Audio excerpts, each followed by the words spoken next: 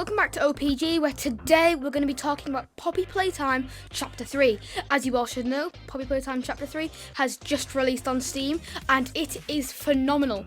Remember, don't watch on until you've seen the whole of Chapter 3, because there will be major spoilers for the whole game and the ending.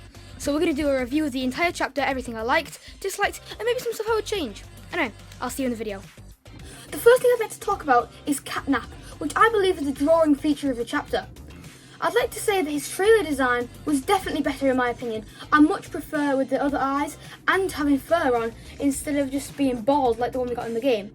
Although the one in the game does lend better to the stitching idea.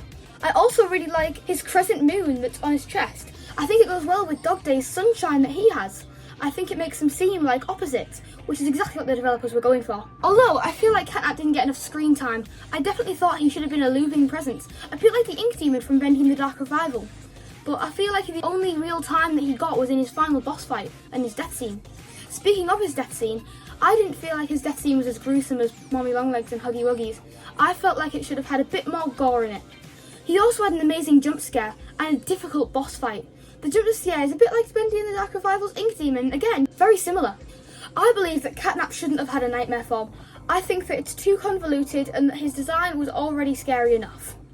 And his fight was also a little bit too difficult. I mean, if you've seen Jacksepticeye's playthrough, I'm sure you'll understand.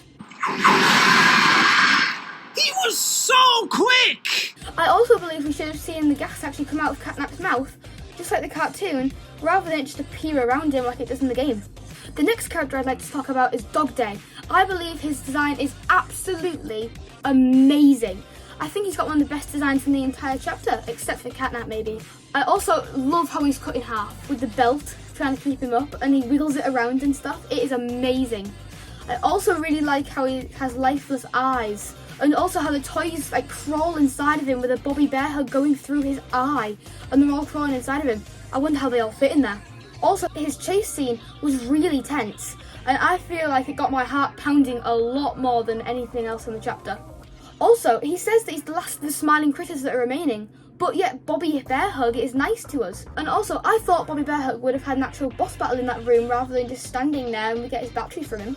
Now, there's one thing that I lied about. I said that Dogday's chase scene was the most tense part of the chapter, but I think that Mr. Light scene was definitely the most tense. Also, her design was amazing again. She had that like weird skeleton bit on her face and those glowing eyes that just made her really pop. I love her skirt and barb, the ruler with pencils stuck into it, and a really disturbing backstory on how the teachers got stuck inside the building and started to eat each other, which, it honestly made my screen crawl. Kissy Missy and Poppy are also a very good duo. They're really cute. I really hope Kissy survives, because I think I'll be really sad if Kissy dies.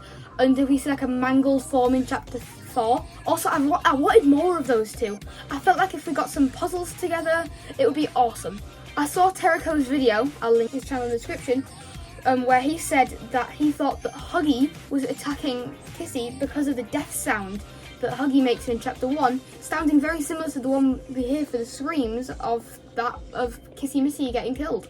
Speaking of Huggy Wuggy, I wanted a bit more of him, to be honest, but I do love his design. That's why I just wanted more. And I loved how he crawled out of the screen, but I wish the game taught you that you could move away to actually get the scene in the hallway, rather than people just dying, such as Dorko, who just stood there and died. Oh! Oh! Oh my god, bro! I think he has a better design than chapter 1, which I think might be a little bit controversial, but I think it's right. He also has cool devil horns and devil claws, a bit like Bendy from Bendy in the Dark Revival / Ink Machine. Again, there's a lot of similarities in this chapter. I had a theory at the beginning that Huggy Wuggy was going to be a hallucination of the gas, and I still can't tell if he is, because I don't feel like gas could knock you out, but at the same time, he does look pretty real. And also, there's no indication that he's made of gas, which would be cool if he got us and then poofed into gas. Another amazing character in this chapter are the plush critters. Oh, they don't really have a real name, so I'm just going to call them those. I feel like they had an awesome scene in the playhouse, and I wish Catnap was there Their environment was amazing, and I love the gun mechanic, the flare gun. I wish that flares were already there rather than just having the ones that are shot at them, which means that you could just extend out your hand if it's things that are moving, but I digress. And also I wish Catnap was in that location, because seeing a ginormous Catnap in the small locations crawling over the top as the smiling critters at the bottom were chasing you around would be so cool and almost as intense as Mr. Light's section. Since this game was made in Unreal Engine 5, the environments and graphics look amazing, especially the dome area, the playhouse, and pretty much just everywhere had amazing graphics, and the gas production area. I felt like the gas looked super impressive. Also the flare gun's flares, where it made reflections on the walls and the vents, looked amazing. The puzzles in this chapter were definitely better than chapter 1 and 2, although they were difficult. I really liked the battery mechanic, where you had to find batteries around, although I wish you had to search a bit more for them rather than being out in the open. But I do love the idea of using that sort of shotgun sort of mechanic to shoot the hand out at the handprint, which made all the wires go around. It still confuses me to this day though. And we still have the blue hand from chapter 1, which is very surprising to me since it was literally the first hand we got back at the very beginning of chapter 1. And we still have the green hand. Well, not at the end of the game. We lose it to Catnap.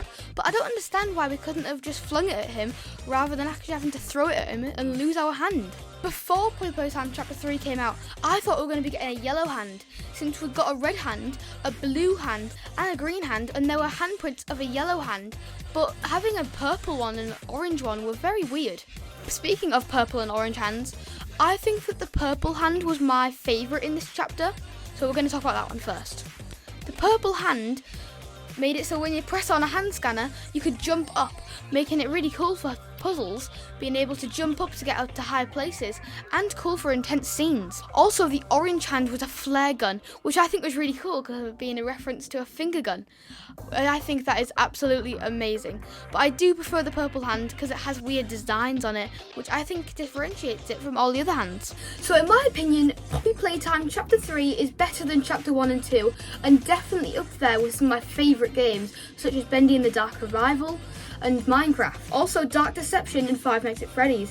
Definitely up there with those, which is why it's on my channel banner. Thank you guys so much for watching, I really appreciate it.